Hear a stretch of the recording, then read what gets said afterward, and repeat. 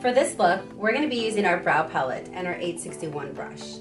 This kit includes everything you need for that natural brow. It includes one brow color, one brow highlight, and one brow setting wax. To create the natural brow, we're going to start by using the brow color, picking up just a little bit and applying it to the bottom portion of her brow.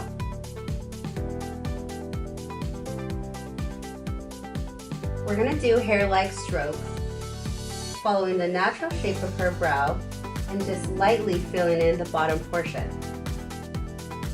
We're not going to draw too much outside her natural brow. This is to keep the natural form of her brow looking really natural.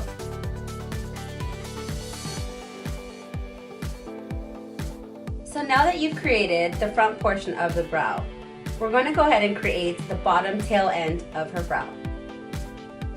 Using hair-like motion, you're going to continue to follow the natural brow shape.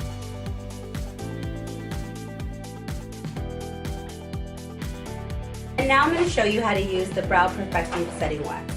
This wax is going to help to keep your brows in place and make your brows look super natural. You're going to pick up just a little bit of the brow wax on your 861 brush, brushing it up into the hair, and then slightly gliding it over.